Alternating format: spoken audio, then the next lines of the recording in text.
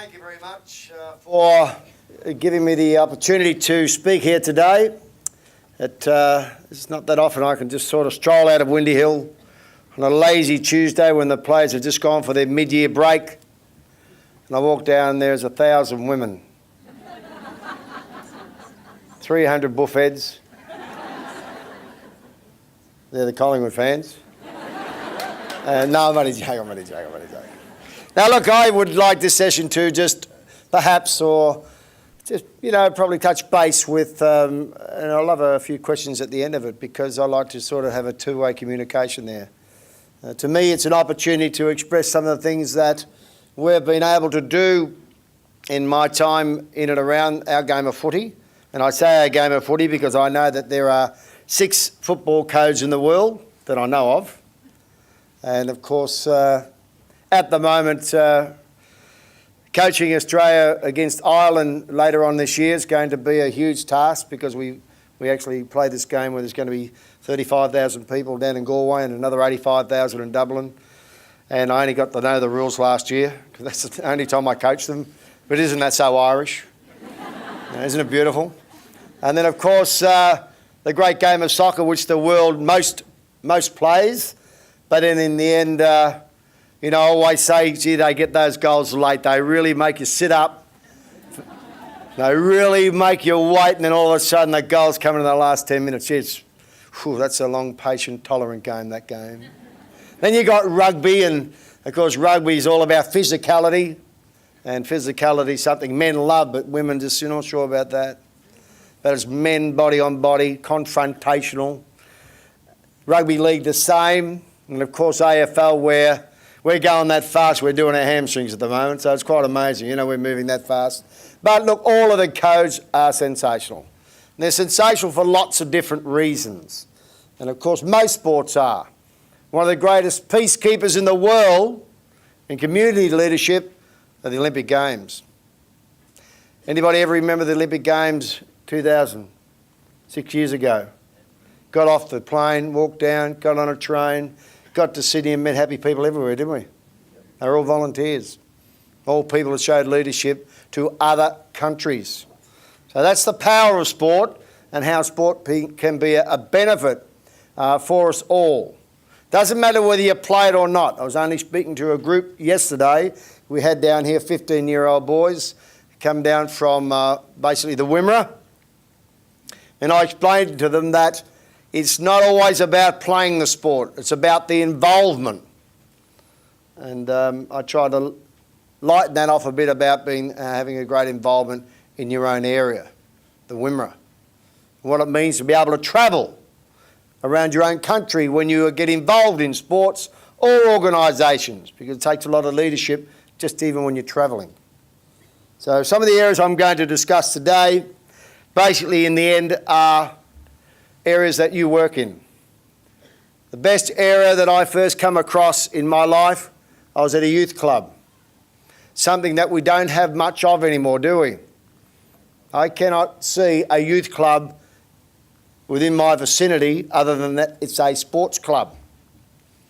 And that is a huge change in my lifetime. And I've spoken to the AFL about eventually having our own AFL youth club and leadership organisation, something that it was discussed in the last 3 months. Kevin Bartlett and I went to a youth club, him being a very famous footballer in his playing days, and we were not a terrific little footy team, but we did judo, we did boxing, we learned to swim in this youth club, we learnt woodwork, and we actually looked at the role models in front of us, the people that were organising the youth club, and every person was a fantastic role model.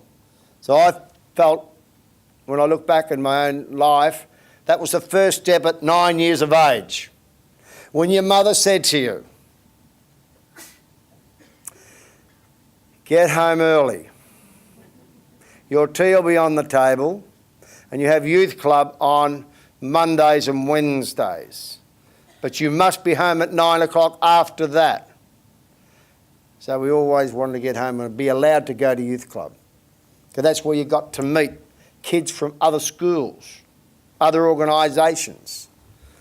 So it was really pleasing to have that as a 10-year-old. As a 10-year-old kid, to have the opportunity to go and meet people from the other side of the suburb. Where I lived was a suburb called Paran, Toorak, South Yarra, and Hawkesburn. Just a little inner suburban area in the 1950s. And you got to meet kids from all over that area, not just the ones that you went to school with. And obviously, if you talk about some of the discussions that we've gone through today, there's always that headache of Catholics and Protestants in those days and discrimination. Well, haven't we learnt that we better have cleaned that up over the last sort of 50 years, thank God. But it's taken a long time, hasn't it? So I've always thought that I look at people as we're all the same. I enjoy my life because of that attitude. Every time I meet, and I'll just discuss what I read out when I was going to talk to you about one little item about the Essendon Footy Club. What does a football club contain in its people? And I looked at the Australian squad in soccer right over there in the middle of Germany representing our nation in soccer. And here are the names of the Essendon Footy Club, right here in the Essendon manual. Bang. Locals area. Neil McKissick, obviously not Italian, it's Scottish, I'd say, with a Mac. Ray Horsburgh. Alec Eepers, an Italian. McCaskey. Okay, McCaskey, another Scottish bloke. Pisano, Misitano, Kaito. Lorna Burney from Ireland. Gee whiz. My recruiting officer, Adrian Dodoro. My weights power coach, Valeri. I call him Valerie. Strominov. What about that one, eh? And Adi Schwegler. Yeah, real Smith, Harrison Brown, this footy club, isn't it? Michelle Ferrari is our sponsorship coordinator. Pelchin, McKelvey, Christina Vuros, obviously from Greece. Marika Pizzi, and Romania Cupers. See, I'll tell you what, I'm feeling pretty uncomfortable at Essendon at the moment with a name called Sheedy. And then we got over to Eugene Harisko, one of the Ukrainians that found his way to Australia. And these are our trainers, the guys that really spent a lot of time with these little joeys called Matthew Lloyd, James Hurd, Dustin Fletcher, all these little, and I think to myself, if you took a little microcosm of a football unit or a soccer unit or a nursing unit or a teacher's unit, anywhere, you'll find it in a football club. Because our trainers are Rob Desrati, Charlie Italia, he'd be rubbing down James, Lenny Mispad, and Rob Di Crezza, and Mr. Spargo himself. Arno Dromage is a masseur. Jim Sterevanovsky is another masseur. And Jerzy Danzer. See, I'll tell you what, I don't know what I got to listen. But gee, I'll tell you what I think I do know, and that is that we have a great club. People from all walks of life. All nations. All nations. And so I love that part of our club because in the end I've always encouraged it. So my number one recruiting officer, Adrian Dodoro, is a passionate Italian that he walks around with his Italian soccer scarf on today. And I'm saying, mate, give us a break. We're trying to win a game. So you build this sort of camaraderie that you actually can have in society. And I always look at areas, and I know at the moment the Bombers are sort of where we haven't been for a long time, particularly in my lifetime. I've never been last, to be quite honest. Ever since that little youth club, Kevin Bartlett and I, we read out there every week and we dreamt that we were going to win. But we never won. Kevin Bartlett, he won 5 best and fairest, Kevin Bartlett, for the Mighty Tigers. And he played in 5 premiership sides and he had 5 hand passes. 3 of them were up against a brick wall one night, so they bounced back in his arms. But the one thing that little youth club give us was an opportunity and a chance.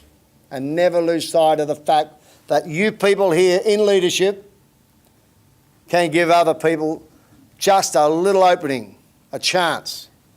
And of course, the last 2 years in our recruiting programs, the AFL has allowed us now to sign up international recruits. So we can now go and sign up a young player who might have landed on the shores of Australia from Sudan 2 years ago.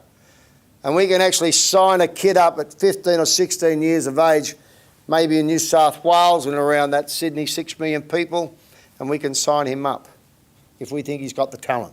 So there's a little keyhole opened up there for people who have just come into this nation. Never been done before. This is the power of sport, an opportunity. We never saw an Olympic blonde-headed woman, an Olympic Games, blonde head, over the pole vault. I know, just look, I'm just trying to get their thinking here. I'm pretty sure she had long legs. And I even know that she hadn't lived in Australia that long. Is that correct?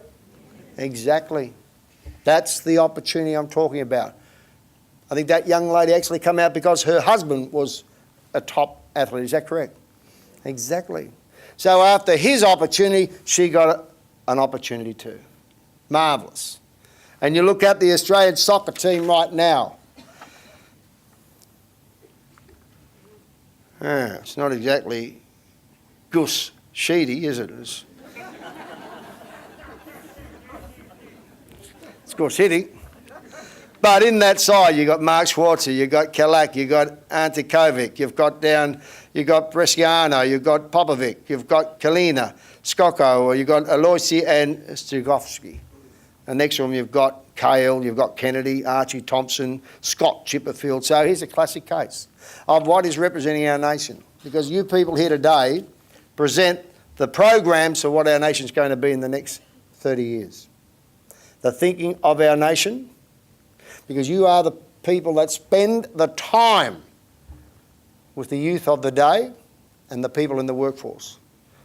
And so when I get an opportunity to develop ideas, which is very unusual for an AFL coach, because all they want to do is win games and then get sacked. At the moment I'm not winning games and I've still got my job, so it's working all right, okay? Don't tell anybody. Don't tell anybody. But I try to give a little bit of value as a coach other than being a footy coach. Okay?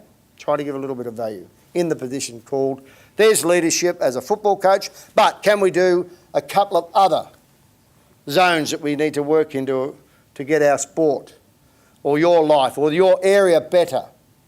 And I spoke recently and I said to a group of people about missing opportunities.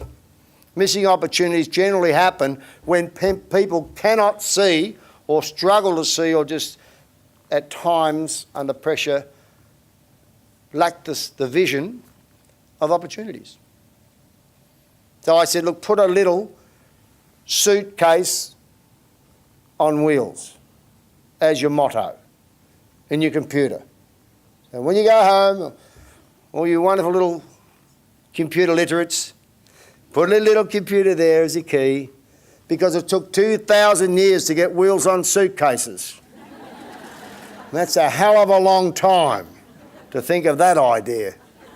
Is that fair enough? Who agrees with that? 2,000 years it took to put wheels on suitcases. So obviously, sometimes we miss. And I think personally, I try not to miss talent. Try not to miss a person when they need help.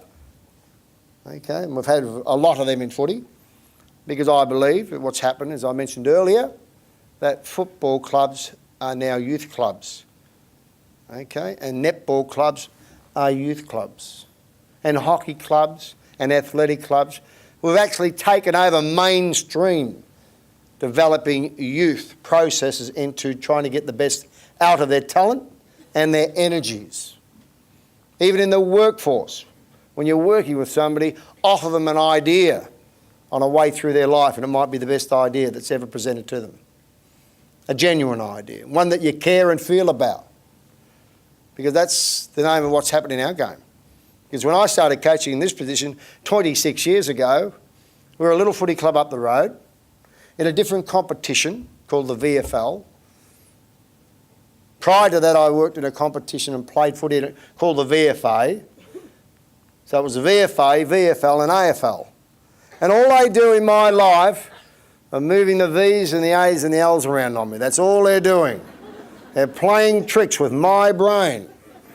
And I won't let it happen that often. So to me, it's only footy. But in really, honestly, it's life, isn't it? It is just life.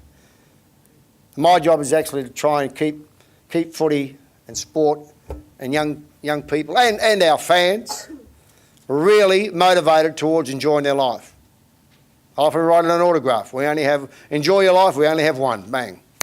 Just leave the thought there. Or keep smiling, always sign an autograph with a smile. Why? Because I can give a smile for nothing.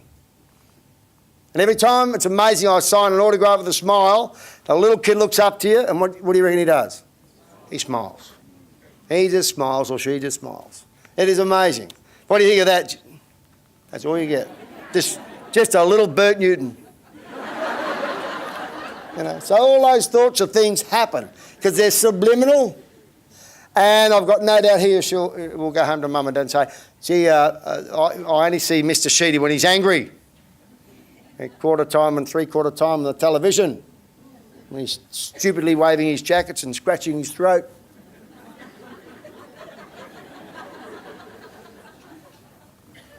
I never thought I'd get into trouble, because the first time I got into trouble, I thought my mum we won that match. I was 47 years of age. And I got home and my mother rang up. It was 77 years of age. I said, well, Mum, what do you think? She said, you're an embarrassment.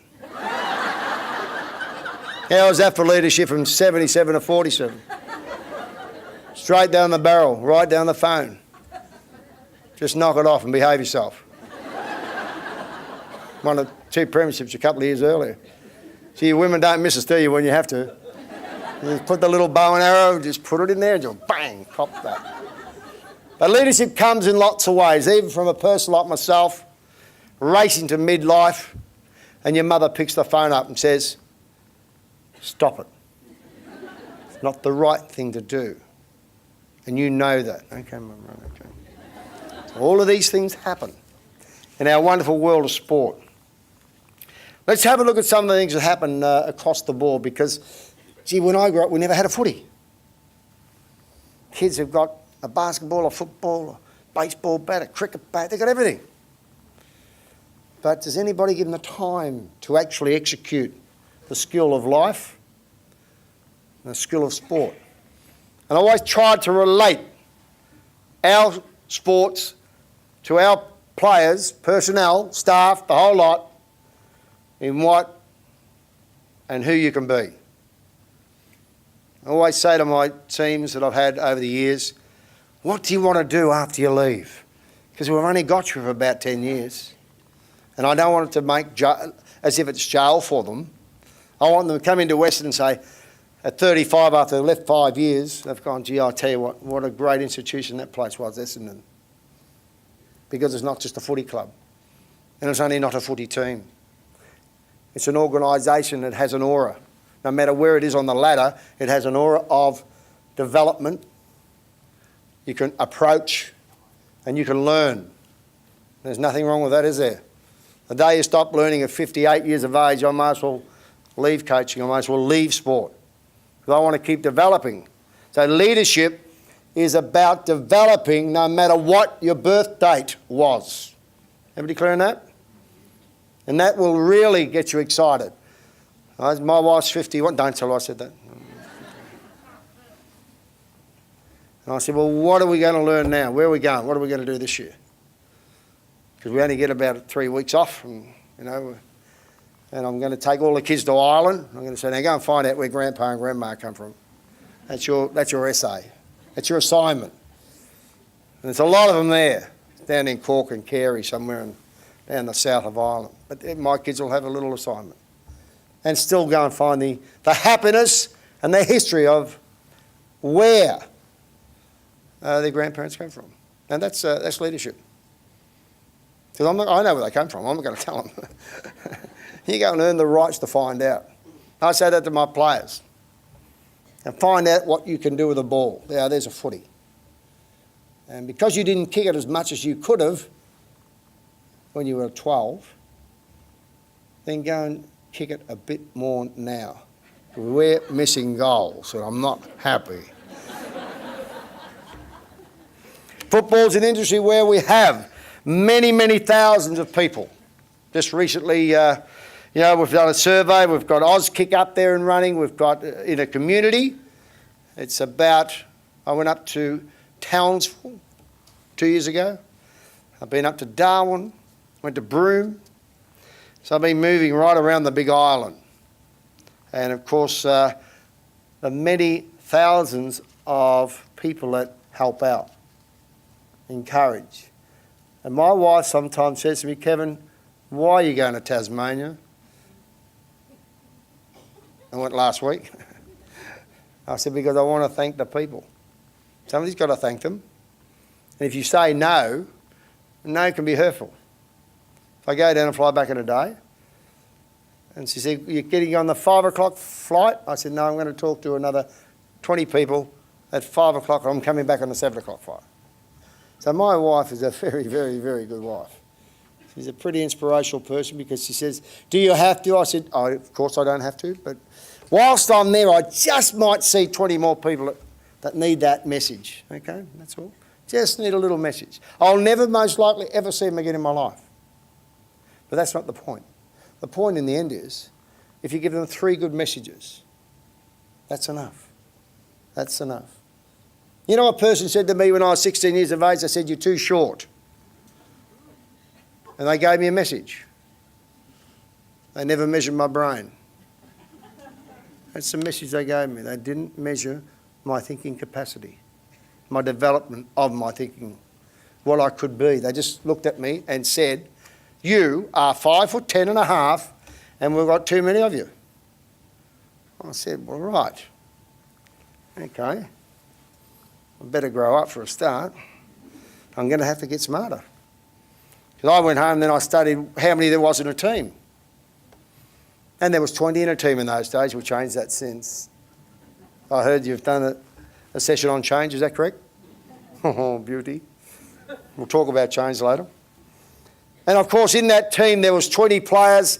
And down the middle of the team, there's a tall bloke, a full back, and a tall one at centre half back, and another tall one at centre half forward, a tall one in the goal square, like, Lockett. Another tall 6'5" bloke in the ruck. And they always had one on the bench in case one of those 5 got injured. So that's 6 tall people out of 20 left. 14 my size. Multiply that by 12, that's 168. So I thought, I knew maths would come in handy. I had 168 opportunities to make it. That's what leadership is, giving a person away. Just because you're 5'10.5" means you can make it, because you have more opportunities. If you're tall, you have less. Everybody clear enough?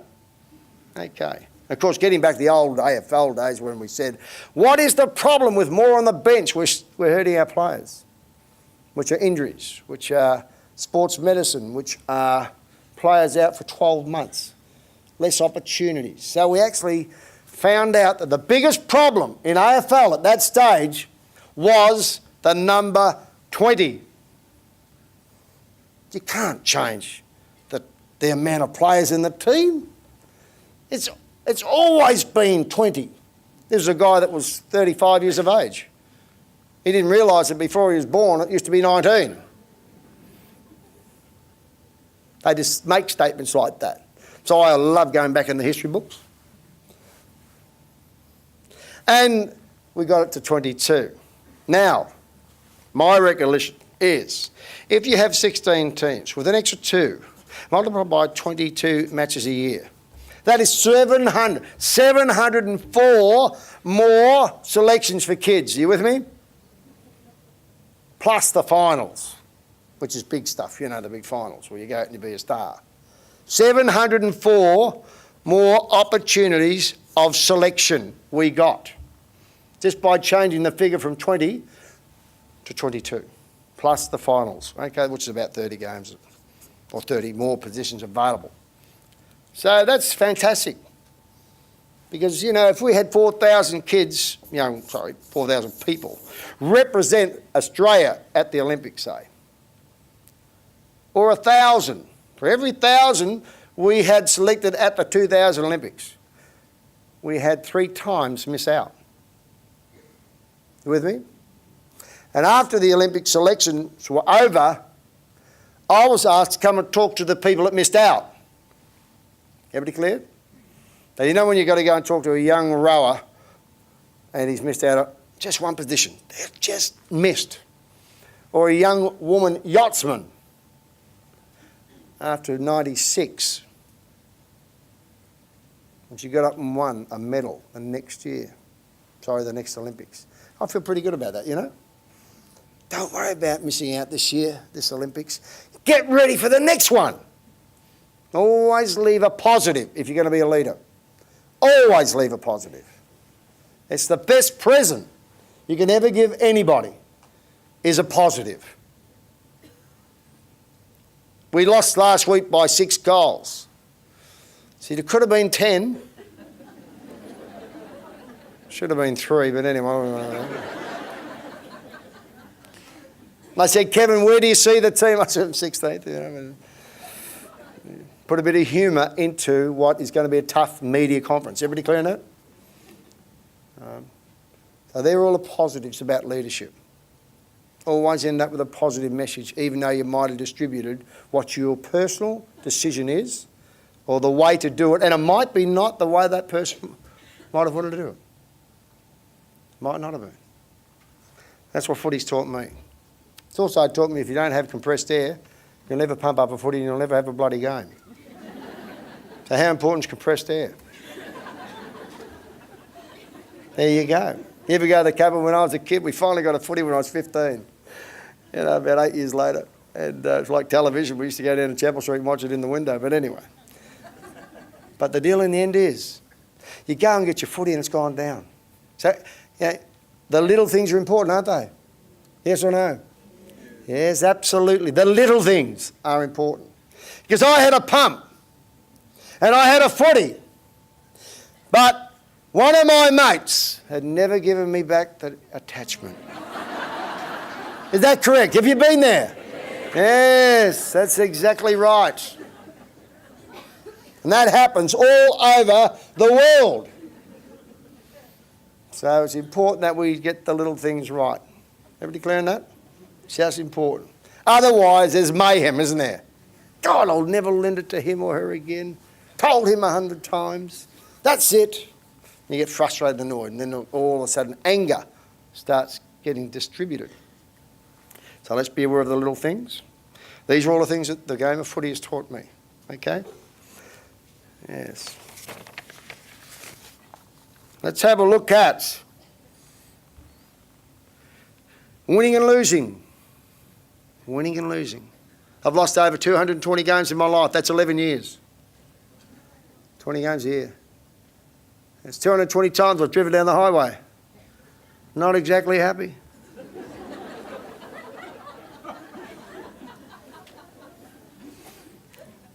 Gary has said I've never coached 220 games, let alone lose 220. Pretty embarrassing. But to stay on top of that, you've got to be positive.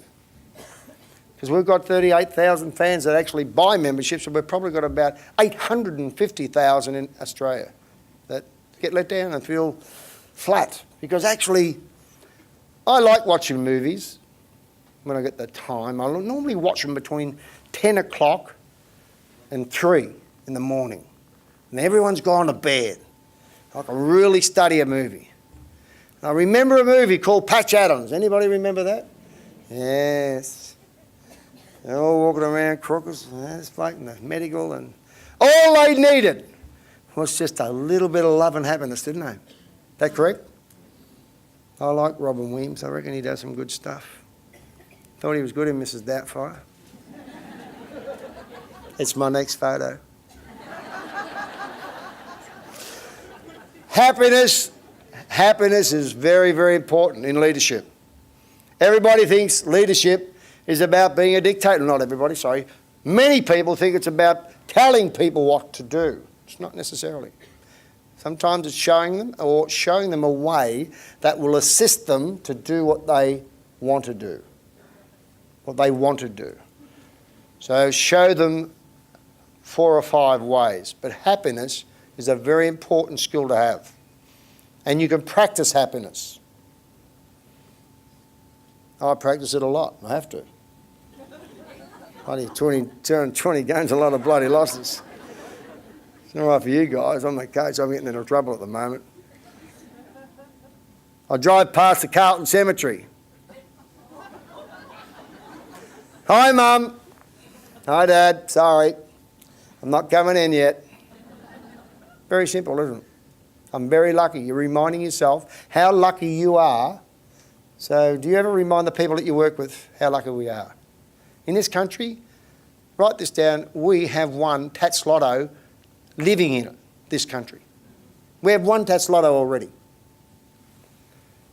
That's how lucky we are. We're so far away. We have such a great opportunity. Let's not miss it, the opportunity. Okay? That's why I enjoy talking about our country. You want to go down to Tasmania, have some peace and quiet? It's beautiful. Want to go and get sunburnt and have a suntan? Just go up north.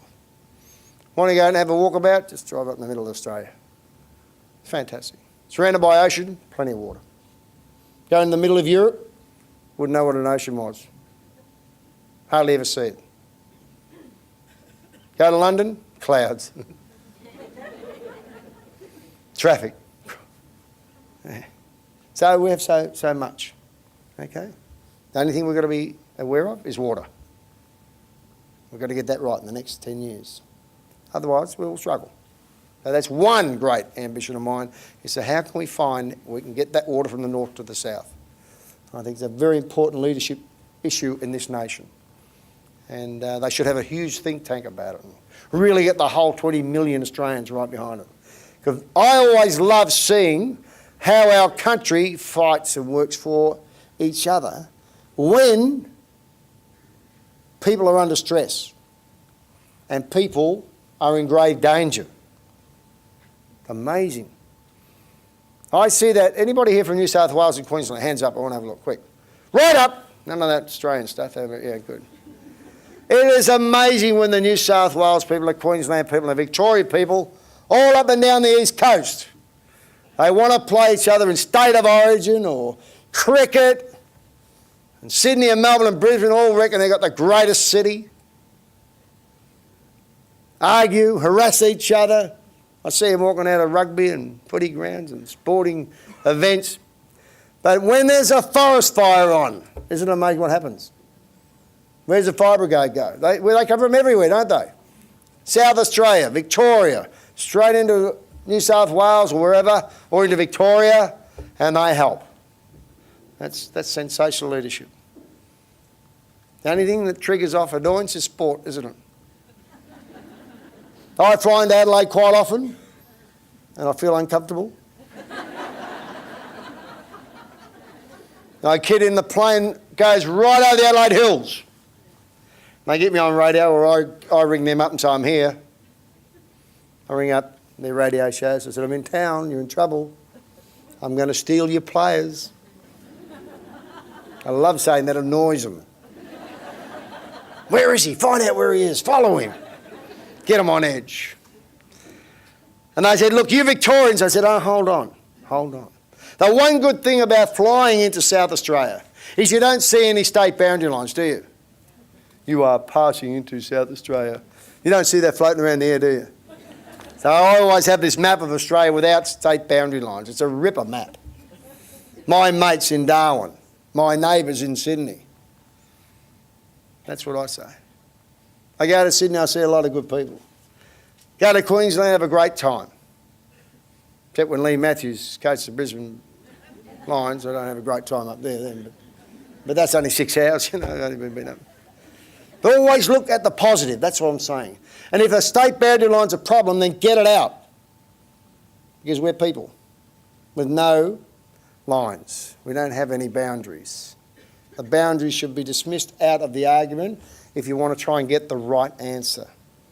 Whether it's in sport, health, economy, what is the right decision? Okay, that is the most important thing. And I think this country over the last 25 to 30 years has made some marvellous decisions. We are such a much better country now than when I grew up. I think we're a better country now than what we were 25 years ago. But the big point of today's meeting is, how can you, write this down, how can you actually make this country better? Write that down, whoever's got a pencil in your paper. How can you make your immediate life better, this city and this state? Because you can. You can. It's called people power. And that's the issue of being a leader. Being a leader is about making a difference, showing a way. And people ask me, I always get asked by the press. Always get asked by the press, because they know I grew up a Catholic. Do you believe in Jesus? I said, I wasn't around then, but I'll tell you what. Every time I read in the books that have been written about that period of time, 2,000 years ago, I always read pretty nice things about that fella. And I'm happy about that. So I go that way. That's all I say. Don't know who the bloke really was. But every time I read a book about Jesus, I think to myself, he must have been a pretty good bloke. I haven't read one bad thing about the bloke. And I got my last 35 years of diaries are all after him. 2006, after the year he died, is that correct? So, gee, he must have left an impression on somebody. But in the end, I never read a bad thing about the bloke. So, yeah, I don't mind him. So I like him. And that's how I feel about people I've been. I don't have any sort of maybe this, buts and that's. I don't have time. Because I'm heading in the next direction. I'm trying to, right now, develop a team for 2010. Everybody's worried about winning the next match. Jeez, I might as well trip over my bloody self now. Sometimes it's that period of development that you go to, you actually build young people into great men. Okay? Great young women into great women of knowledge, maturity and experience. When does that start? Obviously when they start listening. And they start acting on advice. That's what the AFL's taught me. Footy was the easiest part I ever played in the game. Playing football, running out. They paid me. Jeez. I don't believe they paid me to do something I love.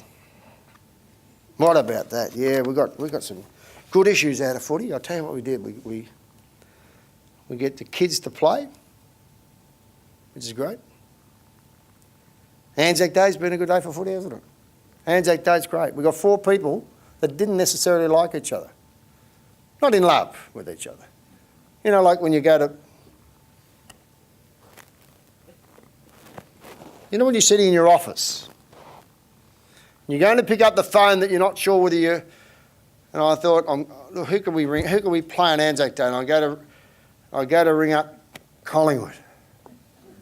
And you go, no, I can't ring up Collingwood.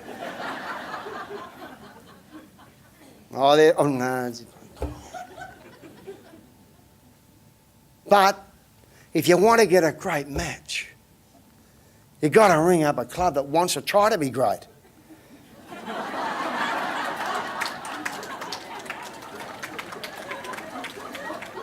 I mean, there's only 2 guys that helped Collingwood win the last premiership, and that was Lee Matthews and myself. It's 1990 and I lost. Not one Collingwood fan ever wrote and said thanks. Anyway, that's another story. And you finally ring Collingwood and you say, look, I'd like to have a meeting with Ruxton. Mr. Ruxton is the president of the RSL. And Ruxton is one of those grumpy old men, you know.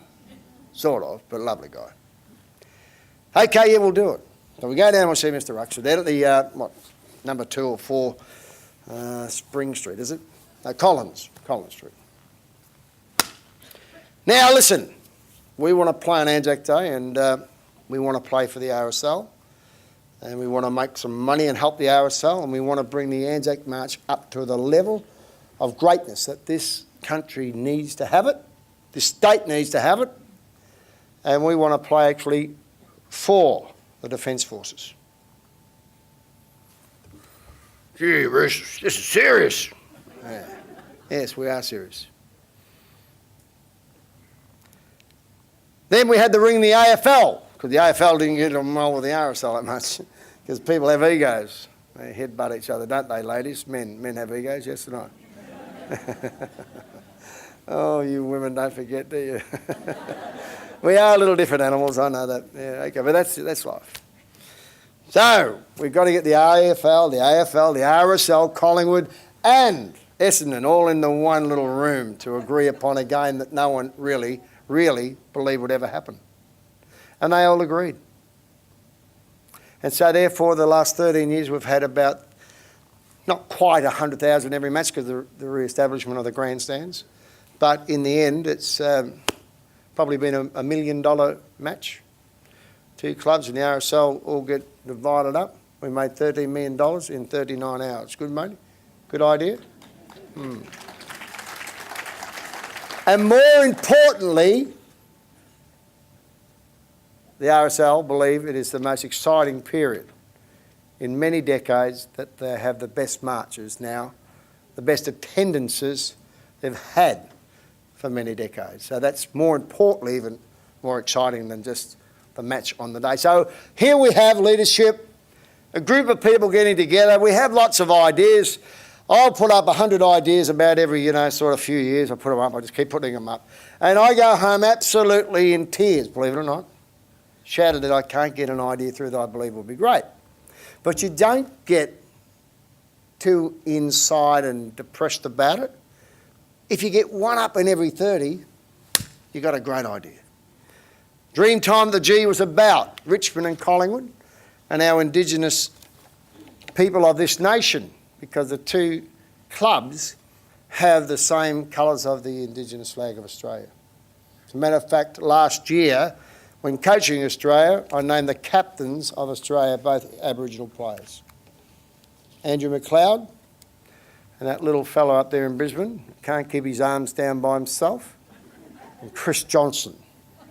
So Andrew McLeod, he was captain of the team over in the West, and Chrissy Johnson was captain over in the East. Yeah, that's where they come from, basically. Andrew come from Darwin.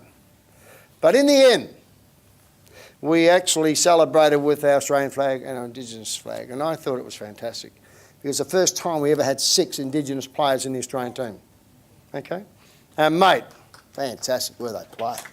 Could they play? So, and we actually changed the rules of selection. Back a change. We changed the rule about selection. We actually allowed not to pick the best players that play AFL.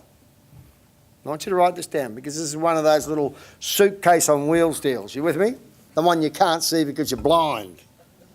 This is what leadership is. This is what we're not doing. We kept picking the All-Australian team. Everybody clear on this? That were good at playing Australian football. But we were actually playing the Irish at Irish football. That's how dumb the Australians were. So we therefore moved selection around to pick the best team to play Ireland at their game, not worrying about who was good at playing AFL. Everybody clear on this? Different reason, different way. Took the AFL a long time to think about this one. A lot quicker than we did the 2022. Took 2 weeks. How we could be persuasive. Leaders can be persuasive, can't we? You persuasive, ladies and gentlemen? You better be. Better be. Because that's what leaders have got. They're very good at being persuasive. They don't walk away from a challenge. You've got to be persuasive. Okay, quietly. Shh, quietly. Or sometimes bloody loud. You've got to be challenging. Don't walk away from the white line when it's there. Okay? Very intelligent people, intelligent conversations, making sure you have a very good, powerful base for your debate because you've done the homework. And you go up to the AFL, who've asked me to come along here today, and I'm always challenging my bosses. They taught me 35 years ago, don't take no for an answer. Gee, they're sorry they ever told me that. But they love the challenge of the debate. So we actually picked the Australian team to play Ireland at the Irish game, and we had picked three rookies, not even on AFL list, 3 rookies. Never played much AFL at all. So we'd walk past guys that played 200 games, and we picked guys that played 10. And they said, are you sure about this? I said, no. I'll tell you what, but it might be exciting. We won by the greatest ever margin in the history of 40 years, ladies and gentlemen.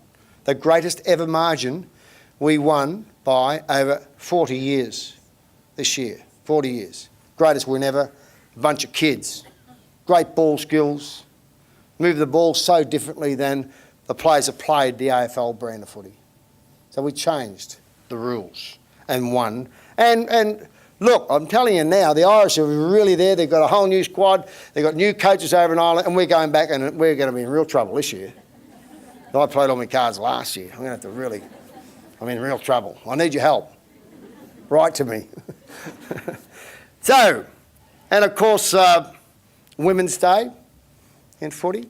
Mother's Day, the Bombers played on Mother's Day this year. I'd love to see mothers go to the footy, come into the ground, box of chocolates and some flowers. How'd that be, eh? What a great day that'd be at the MCG. But of course, they're all getting taken out for dinner all the time. Unbelievable. I think we've got 40,000 this year. I'll talk it up. Okay, we've got some educational programs in place because we're actually really taking the opportunity to seek the talent all around Australia. We seek the talent all around Australia and bring them here from all around Australia and take away the opportunity in their home base with their mum and dad. And I recruited a player from West Australia a couple of years back, and mum was in tears, and she had a right to be, because she knew that her son at 17 wasn't going to be around home with her much longer. And I say to my wife, how would you like Sam or Jessica to leave home at 17 right now? My wife would not like that. So there is a hell of a lot of welfare there. And there's a lot of development's got to be done. So we have these development programs. And it's amazing that some of the footballers out there at the present time, where they've ended up, that might have been very successful, been medium successful, or not been a lot successful, but have become wonderful leaders in the community. Because they got into their development early, right into it early. The head of the AFL, Ron Evans, probably played 68 games. He was not a megastar. But here he is now running basically as head of the AFL commission. That's an amazing job for a kid in the 1950s that lived out just basically between Essendon and Footscray. Marvellous achievement. You know. So all of these players that come through our system, not worried about the people on telly. They get up there like Sam Newman, and Sam's a bit different, isn't he? Sam's frustrated. He doesn't know when to say yes or no and mean it. That's the problem. But the deal in the end is Sam Newman and his club, Geelong, and I'll just mention this to you, that in the middle of next year, this is how tough this game is, that people always want success. They get frustrated. In the middle of next year, Geelong's going to play 1,000 games since they last won a premiership. That's how tough sport is. So in 1963, right till 2007, about round 10, 11 or 12, depending on whether Geelong make the finals this year, it'll be 1,000 games without a premiership. Is that tough? Exactly. And that Mark Thompson, my former captain, he's got one of the toughest gigs, along with Neil Danaher, because Melbourne won it in 64, so they're 1 year later. They're about 980 matches. I think there's a big chance. I think Adelaide and Perth are going to be bouncing around somewhere. I'm sitting back behind the field like Kiwi. In the Melbourne Cup looking for a way.